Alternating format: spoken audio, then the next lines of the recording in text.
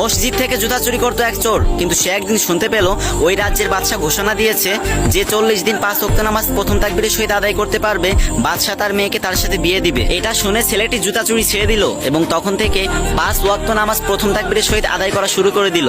এবং এভাবে করতে করতে 39 দিন কেটে গেল এবং বাদশার কানে খবর গেল একটা জুতা চোর 39 দিন ধরে 5 ওয়াক্ত নামাজ প্রথম তাকবীরের সহিত আদায় করতেছে। এটা শুনে বাদশা চোরটাকে রাজদরবারে ডেকে পাঠালো এবং বলল, তুমি আমার মেয়েকে বিয়ে করো। কিন্তু আশ্চর্যজনক ঘটনা হচ্ছে 40 দিন কেটে যায়, 41 দিন কেটে যায়, 42 দিন কেটে যায়, কিন্তু চোরটার আর কোনো খোঁজ খবর থাকে না। তারপর বাদশা সেই চোরটাকে খুঁজতে খুঁজতে অবশেষে পেয়ে গেল এবং বলল, আরে আমি তো আমার মেয়ের সাথে তোমাকে জোর করে বিয়ে দিচ্ছি না, তাহলে তুমি পালাচ্ছ কেন? তখন জুতা চোর বলল, হুজুর আপনি জানেন না আমি ভালো মানুষ না, আমি একটা জুতা চোর। বাদশা বলল, তাও আমি আমার মেয়েকে তোমার সাথেই বিয়ে দিব। তখন যুবকের চোখ থেকে টপ টপ করে পানি পড়তে লাগলো এবং বলতে লাগলো, হুজুর বিশ্বাস করেন আমি 40 দিনের দিনেও রাজকুমারী আর রাজ্য হাসিল করার স্বপ্ন দেখেছি, কিন্তু 40 দিনের শেষ নামাজের শেষ রাকাতের শেষ সেজদায় আমি জান্নাতের প্রশান্তি পেতে শুরু করলাম। আমার অন্তর প্রশান্তিতে ভরে গেছে, আমি জীবনের সব খুশি ভুলে গেলাম। হুজুর আমার চাই না, আমার রাজকুমারী চাই না, আমার রাজ্য চাই না, আমি শুধু নামাজের সেজদায় গিয়ে ওই জান্নাতের একটু প্রশান্তি পেতে চাই। এইসব কথা শুনে বাদশা নিজের চোখের পানি ধরে রাখতে পারলো না এবং বলল,